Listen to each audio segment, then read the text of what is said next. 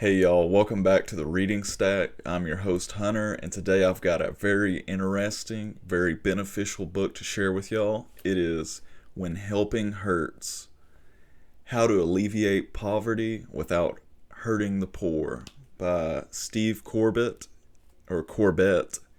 and Brian Fikkert. And When Helping Hurts is a book that came out in 2009.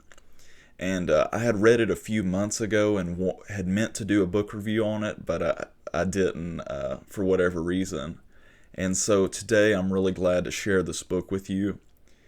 And so When Helping Hurts is 218 pages, so it's a medium-sized read, not too long.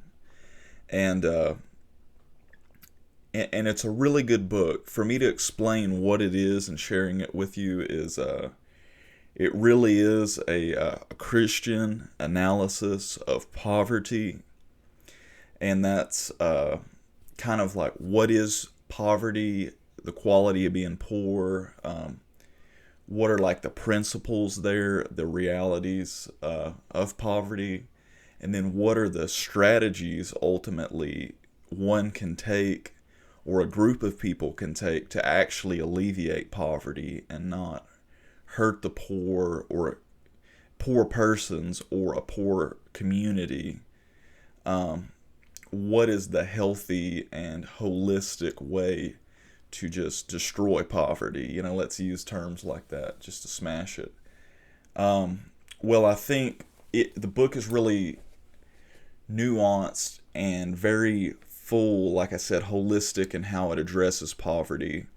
It looks at poverty in the personal side, and it also looks at it in the systemic side. And it has a saying in the book I really like that I believe it's like people affect systems and systems affect people. So it has a dual side, or like a dual edge of like personal responsibility, and then also like reform of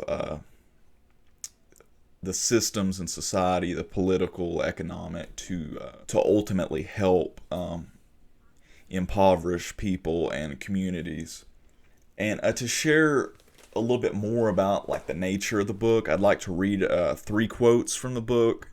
One of these is because it is a Christian book by like Christian missionaries that focus on helping people holistically, spiritually, physically, psychologically, and economically, monetarily. It begins with talking about Christianity's impact in ancient Rome. And so on page 44 it reads, quote from another book says, Christianity revitalized life in Greco-Roman cities by providing new norms and new kinds of social relationships, able to cope with many urgent urban problems. To cities filled with the homeless and impoverished, Christianity offered charity as well as hope. To cities filled with newcomers and strangers, Christianity offered an immediate basis for attachments. To cities filled with orphans and widows, Christianity provided a new and expanded sense of family. To cities torn by violence and ethnic strife, Christianity offered a new basis for social solidarity. And to cities faced with epidemics, fires, and earthquakes, Christianity offered effective nursing services. Then it goes on to say this, the author's own thoughts. It says, God's kingdom strategy of ministering to and among the suffering was so powerful that other kings took note. In the 4th century AD, the Roman Emperor Julian tried to launch pagan charities to compete with the highly successful Christian charities that were attracting so many converts. Writing to a pagan priest, Julian complained the impious Galileans, i.e., in other words, Christians, support not only their poor, but ours as well. Everyone can see that our people lack aid from us. And so it really talks about how, in contrast to a lot of things, in the central you'd say vision and ministry, the central activity of the church. The poor were a part of that, and their alleviation and being remedied, that situation. And you can see that in the New Testament, what they're doing and how they're taking up collections, like for immediate relief, and then other people, just helping in different ways develop and build up others. And then, so that takes that a big theme in the book is how the Christian vision of it, while there's a lot of people that do help and work in that, the Christian vision and understanding of it is very different.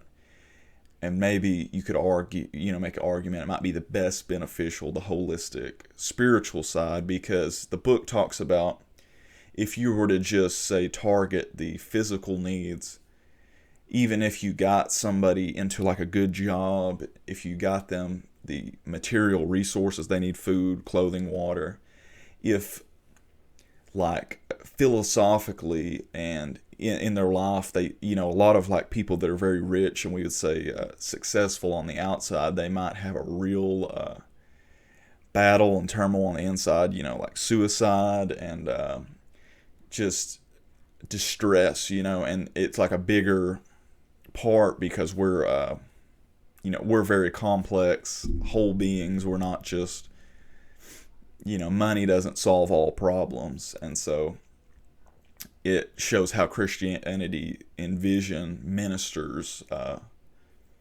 specifically to hit all those spheres that people need.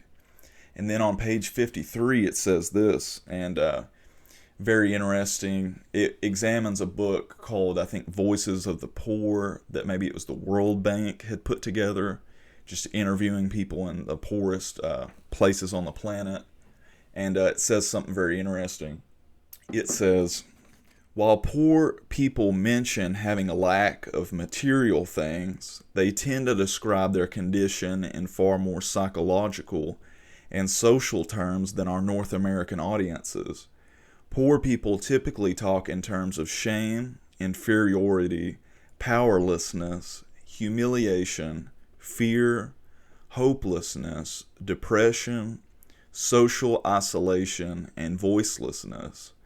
North American audiences tend to emphasize a lack of material things such as food, money, clean water, medicine, housing, etc. As will be discussed further below, this mismatch between many outsiders' perceptions of poverty and the perceptions of poor people themselves can have devastating consequences for poverty alleviation efforts. And so the book is really amazing in how it does that, shows the mindset of the poor versus, we would say, the Westerners, where we're more material minded. And it has stories in there, like stories of that are very done in humility of the authors and how they really had screwed some stuff up abroad, like in Africa, some ministry efforts. And I thought that was really interesting. Just in hindsight, saying, wow, we totally misunderstood that fundamentally. So seeing poverty that is in like North America, and the book goes through that, you have to get like a different vision, than maybe just like our Western eyes are used to when we go to the developing world and like the non-West, you could say. So very interesting, just the different perspectives and the mismatch there that creates problems. And on page 104 it says this, and as you go through the book, it goes more from like the vision side of the house and worldview and explaining poverty to more like, what do we do about it? So that's really good as you go along, but it gives you such a great understanding to work with, to go through, to see the author's point of view and to think about what would work best for people. So on this page, it's marked up, it's got a graph, and what it's showing is, or a figure it has, and it says there's three basic things, like there's relief, there's rehabilitation and development. And so it defines these, and I like to define those just because I think it's very important for us to understand and think about, because we can kind of take parts of these and mismatch them with another. So it begins to explain relief. Relief can be defined as the urgent and temporary provision of emergency aid to reduce immediate suffering from a natural or man-made crisis. As pictured in Figure 4.1, when a crisis such as the Indonesian tsunami strikes at point 1, people are nearly or even completely helpless and experience plummeting economic conditions. There's a need to halt the free fall, to stop the bleeding, and this is what relief attempts to do. The key feature of relief is a provider-receiver dynamic in which the provider gives assistance, often material, to the receiver, who is largely incapable of helping himself at that time. The Good Samaritan's bandaging of the helpless man who lay bleeding along the roadside is an excellent example of relief applied appropriately. And that was a story from Book of Luke in Scripture. And then rehabilitation's the next step. It says rehabilitation begins as soon as the bleeding stops. It seeks to restore people and their communities to the positive elements of their pre-crisis conditions.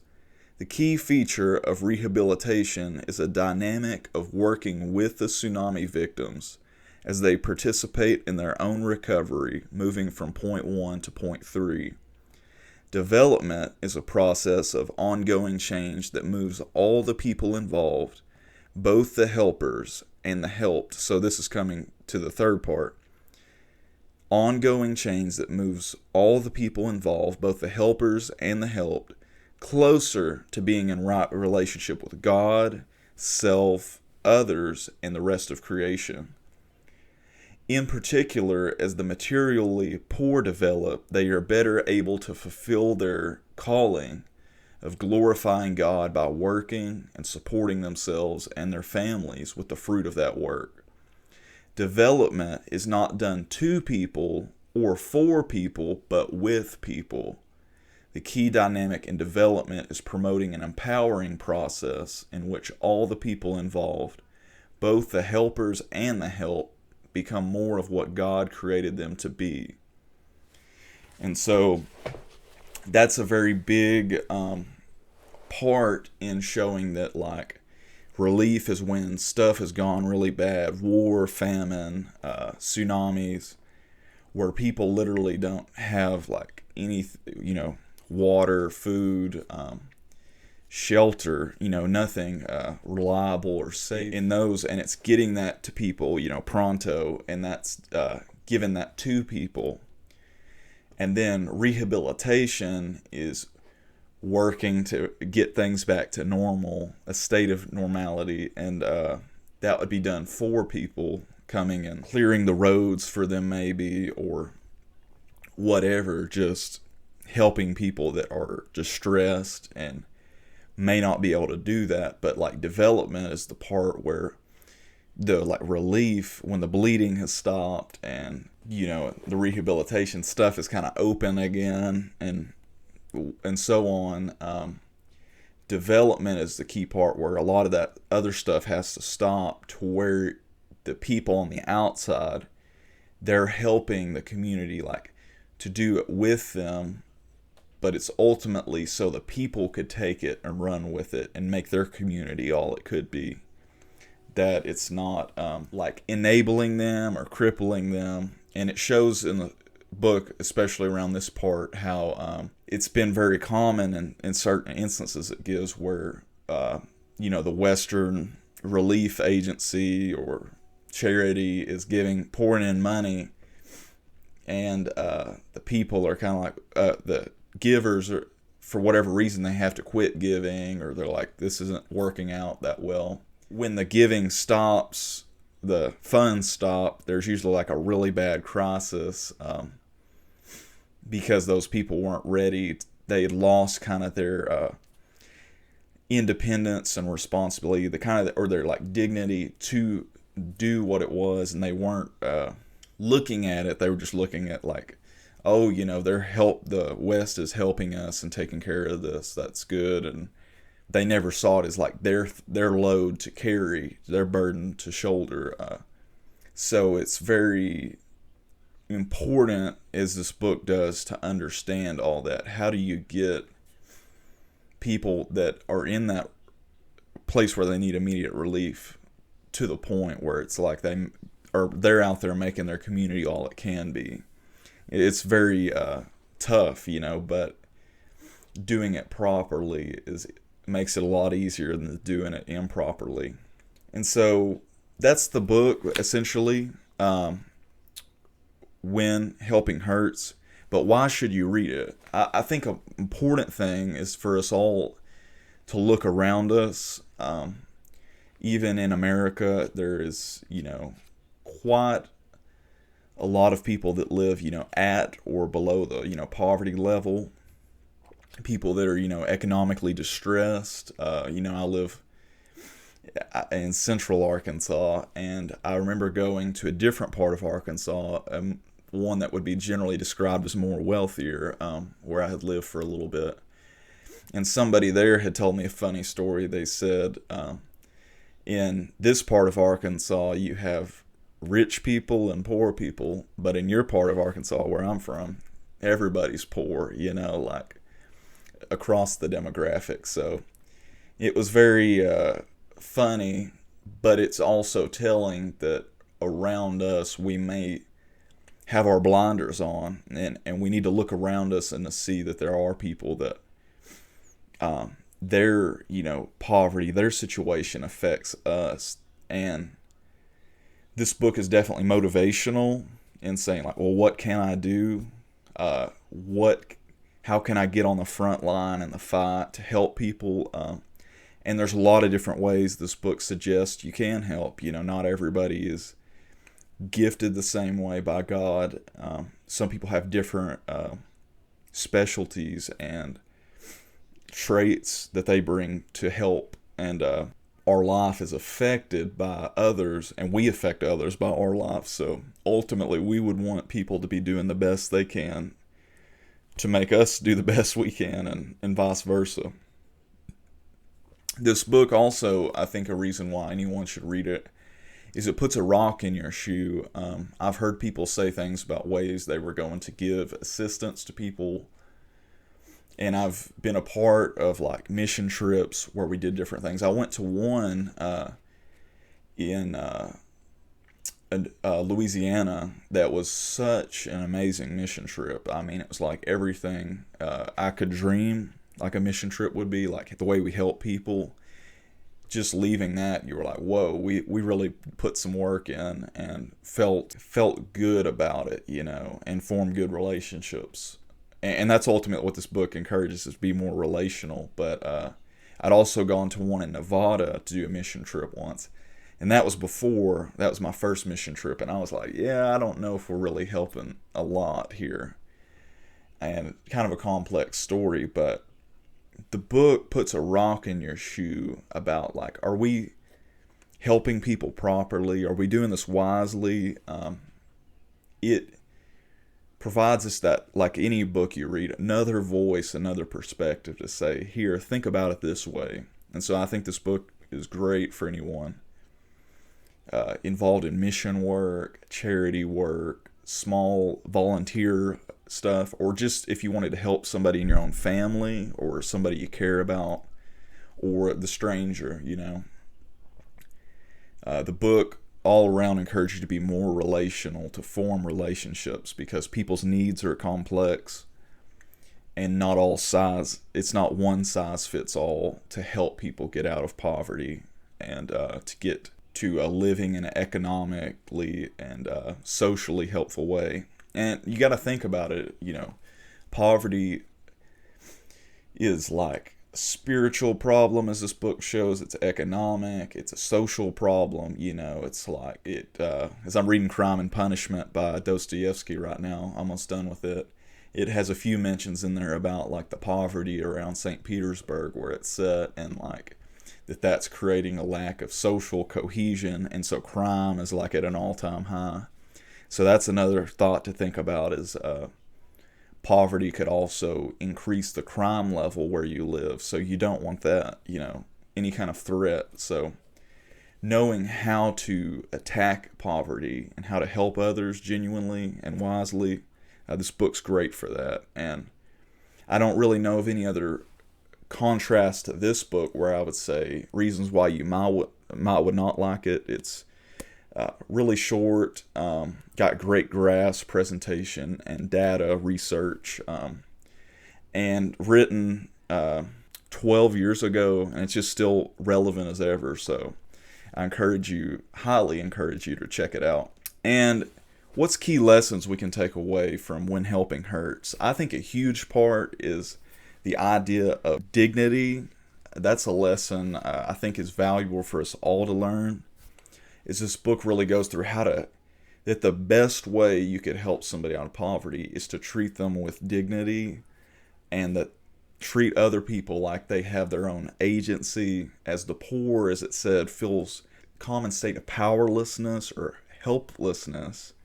A great way to fight against that is to help give somebody else agency, and to give them to treat them and help them to understand their dignity and how God sees them and their place in the world, that they really have something to offer, that they're not expendable or worthless, So dignity is so key in how we treat all people, and from the president or whoever you meet, or the king, everybody needs to be treated with dignity and respect. Another key lesson is that not all poverty is created equal, and it definitely plugs in this book how doing one thing could be disastrous that could be successful in another case. So we definitely have to use wisdom and take everything in life on like a case-by-case basis, and be wise. Well, guys, thank y'all so much for checking this out. I hope you will read this book, When Helping Hurts. It is such a valuable resource, an engaging read, with great stories and data to back it up. I hope you'll have a wonderful day. I'll have some new content, new books for y'all coming very shortly. Y'all have a great week, and God bless. Peace.